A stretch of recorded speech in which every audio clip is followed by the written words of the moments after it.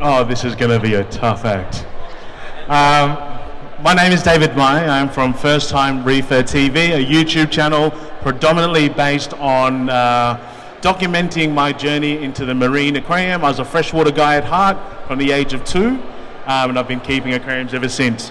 And you know, there was a lot of stigma about marine aquariums being really difficult to keep, maintain, and own. But I think with the progression of technology and what we have available these days, it actually makes it a lot easier to keep a marine aquarium. So just before we do get started on this, I do want everyone to know in the rest of this building that you guys are the best crowd that they've had for any of these talks. So on the count of 3, if we can get a big cheer so everyone can hear that you guys are amazing. 1, 2, 3.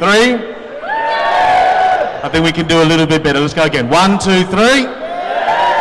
Fantastic. Now, who here owns a marine aquarium at the moment? 2 people, 3 people, fantastic. So this will be a very basic talk just to give you guys an idea of how to start a marine aquarium. So I'm co-hosting up here with Shane. He is from Sustainable Reefs and Coral Essentials. They are an aquaculture facility located up in Cairns, predominantly based on obviously collecting a certain amount, but growing them out and supplying aquacultured frags that have not seen the ocean to the rest of our hobby, as well as creating some of the best supplements that you can get in our hobby as well. So to start with, obviously you're going to start with a tank for a marine aquarium. Now, there are a plethora of different tanks available in the market to suit all different budgets. The best thing I can say is buy the biggest tank that you can afford and fit. And when I say that, it's going to actually make it a lot easier for you in the long run, because bigger tank means a bigger water volume. Bigger water volume means more stable parameters. And in the marine aquarium, stable water parameters is king, and it's going to guarantee you the best of success. So we've got here a water box all-in-one. Now, all-in-one means the filtration is connected all inside the tank. So it trickles to the back here and pumps back into the aquarium. But you've also got things that I own myself, which is a Cade. You can see over at the Nature Aquariums booth, just a little 2-foot cube on the corner there. That is probably the pinnacle of a marine aquarium that you can own, because that comes with a sump. It's really tricked out, and it's got all the bells and whistles that you need for long-term success. So yeah, best tip is to select the best tank that you can get. Shane, have you got anything else to add to that? Yeah, and I'd just like to say, think for the future, or losing my throat. Keep your tank fit for purpose. So if you've got a goal or an animal that you'd like to keep, or a species of coral that you'd like to keep, it's often good to build your aquarium around that species. Whether it be the size of the tank or the type of filtration you use, the lighting you use, it much influences the type of animal that you're going to keep, because marine life varies so much. So yeah, obviously there's all different light demands for different corals. Some are easier, some are more difficult. And you know, definitely do your research and start with the easy to keep coral to guarantee the best success for you guys. Because the more success you have in the early days, the more likely you're going to continue and end up with that 2,000 litre monster in your lounge room that every guy wants to have, right? Moving on to lighting, there's heaps of different options. LED has probably made the most progression in the last sort of 36 to 48 months with technology that's available. The LED chips are fantastic, but you've also got options such as T5 and metal halide, which are literally just turn it on, turn it off, and it's the perfect spectrum for your tank. LED allows for a little bit more controllability in regards to sunrise, sunset, different coloration, different color channels, and it allows you to really tune in your tank to whatever coral you're keeping to make sure you're giving it the right demands. What do you guys use on the farm, Shane? And yeah, we use metal halide and LED, but I was going to point out there's a bit of a misconception. You'll hear often that LED uses less power. In the marine world or in lighting, it doesn't, because you kind of need more lights or more watts to produce the same amount of usable light energy that a metal halide can produce. But there's negatives and positives to all of it, and again, it just comes back down to that fit for purpose. A lot of the corals that we grow on the farm, they require really strong punchy lighting like that metal halide, and then other corals we grow there require the LED type spectrum. So we keep different corals, so we have to keep different lights as well. Different lights, different results, different growth rates. It's all sort of scalable to what you're using and what you're keeping, to what you like. I've got here on display the Illumagic Blaze Minis. This is obviously a little bit overkill for a tank this size, as you can see, but the Illumagics are great, really easy to use, simple connectivity because it's just Bluetooth. I think Bluetooth is the way to go because our internet connections aren't the greatest in Australia, and Bluetooth makes it just really, really simple to connect to and use. The next thing you need to think about apart from your lighting is your flow. I've got here the Aqua Illumination Nero 5 Wave Maker. Again, comes with a little controller. This does up to 11,500 litres of flow, and you can reduce it all the way down to I think 10% of that.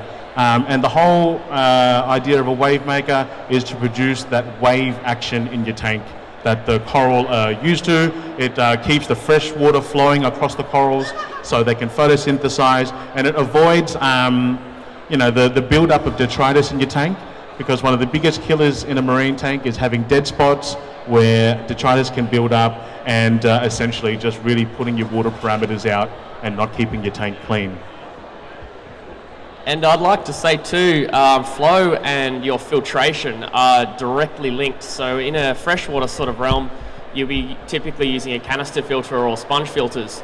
In a marine system, that rock is your filter, or some sort of biological media as well. But without water flow, the bacteria can't do their work. They need to have constant flow over the bacteria, or they're not going to reduce the ammonia and nitrates and nitrites, just like you've heard about before in the previous presentations. But so yeah, flow and filtration are directly linked and really important.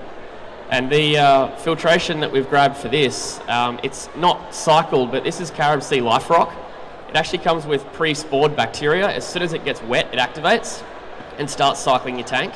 But you can use other bacterias like Dr. Tim's or the Prodibio.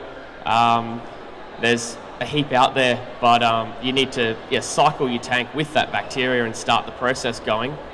But to keep that process in perfect order, flow is very important. And the Shane was mentioning, like, the rock is your filtration. That is your biomedia. That is what your bacteria colonizes on and helps process all the ammonia, nitrites and nitrates in your tank as well. The fantastic thing about marine aquariums is if you are a gear junkie, this is the hobby for you. Because you've got things like a protein skimmer here, which essentially just uses air to remove organics from a tank. Does that about sum it up? There's a little process called foam fractionation and organic particles. So that makes a big ball of bubbles inside. And organic particles are statically charged to the small bubbles. So the small bubbles are formed by the pumps, and they, as organic particles or like tannins in the water in freshwater sort of world, as they stick to the bubbles, they rise to the top and flow over and collect there. So that's a skimmer is your primary source of waste removal. Instead of having mechanical filters, which we still use mechanical filters like filter socks and things, but the primary source of waste removal in a marine aquarium is a protein skimmer. Obviously that one won't fit in here. You can get them to fit in these tanks, but so it basically works by the waste sticks to bubbles, the bubbles float over the top, and you empty the cup how often you need to. And obviously what overflows is all the organics, all the fish waste, and anyone that owns a skimmer never gets more excited about fish poo than when you have a skimmer, because the more it collects in there, the more it stinks, the more it means that your protein skimmer is doing the correct job. I know it's a weird thought to get excited about fish poo, but let me tell you, you really, really get excited. Apart from that, there's also media reactors, so we use activated charcoal as well, because there are certain corals that release chemical warfare to fight with each other and try and attack other corals and sort of, mark its territory. Carbon sucks that out, as well as polishing your water. You've also got granular ferric oxide, which is GFO, used to remove phosphate, and there's resins, there's like heaps of different things that you can use to adjust your water parameters in a marine tank. We often use things that you see in freshwater as well, like macropore for organic removal. We use a lot of that in the coral farms, so there's a lot of crossovers that you'll see if you're transitioning from a freshwater to marine as well. And then the last part to getting a tank going is your water. Obviously you need water. It's salt water, so whatever evaporates is only fresh water. You need to top it up with fresh water to ensure your salinity is correct for your health of the fish, health of the coral, and 1.025, 1.026 specific gravity is what you're targeting for, or 35 parts per thousand. Best way to test your salinity is just stick your finger in your tank and just lick the water. Obviously not. There's heaps of tools that you can use as well. You've got refractometers, you've got digital refractometers, you've got electric conductivity meters. There's so many things that you can use, but it is super important to ensure that you do keep an eye on your water parameters, because ultimately that is going to guarantee you the success. And there's a lot of brands out there these days that are available in the market. You've got Red Sea, you've got Aquaforest, you've got aquarium systems. There's just huge amounts of products that you can use these days that's more readily available in the market now than sort of 3 years ago. And with the measuring salinity, avoid hydrometers, the floating type, or there's a swinging arm type. It's one of the biggest things I see with when new people are entering the hobby. It's just a tool that's just, they stuff up so much and it causes so many errors. So yeah, if you're gonna go and then get the refractometer, which is like a little telescope you look through, and it measures salinity properly at the bare minimum. They're about $40. Yeah, amazing. So that's essentially everything to get a very simple, basic marine aquarium together. Probably one of the most important things is to try and buy things once, as expensive as it can be.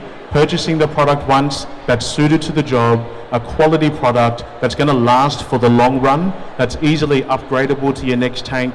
It actually saves you a lot of money in the long run, because the more you constantly buy things, as much as we love to go shopping, it gets very, very expensive very quickly. And don't be afraid to ask questions as well. There's no shame in admitting that you don't know something. I've got to ask questions all day, every day. And another really important point is find a local fish store that you trust and really go them. If you can trust them, they're not going to sell you the wrong thing. Ask plenty of questions to your local fish store, and you can build a pretty good relationship with one. And it will save you in the long run from buying things that you don't need or buying things twice. So that's a very, very quick crash course in keeping a marine aquarium, something that has taken me 4 years so far to learn, squeezed into 10 minutes. So does anyone have any questions at all that they'd like to ask, or anything I didn't really cover for anyone?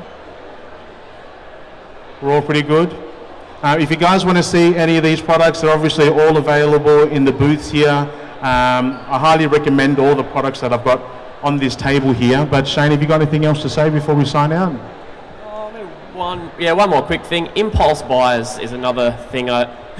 We've all done it, but again, it's that thinking ahead type thing. It's avoid buying livestock or products that you might not need, but particularly livestock, because it's just marine stock isn't captive bred a lot, and seeing an impulse buy where the hobbyist can't keep it, or it's not fit for the tank mates that you've already got. Again, no shame in asking. It's ask questions and you get answers. So like I said, I do run a YouTube channel called First Time Reefer TV. I appreciate if anyone would like to subscribe to my channel, just hit me up on YouTube. Now there is one way that I do sign out on all my videos, and that is doing the very Asian thing of peace fingers like this and saying peace really loudly. So I'm just going to quickly move my camera so I can see all your beautiful faces, because you guys have been amazing and probably the best crowd that we've had at any talk here today. I've got just under 1,000 followers at the moment.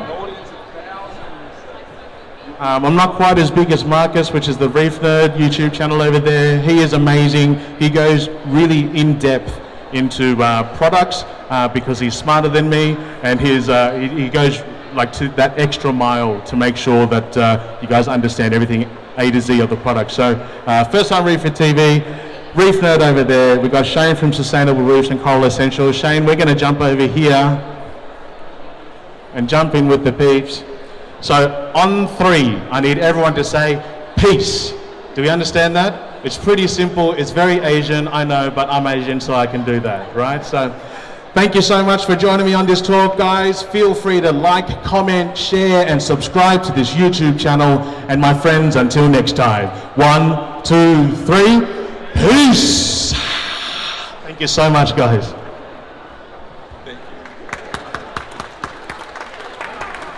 Thank you, David, and thank you, Shane. Excellent.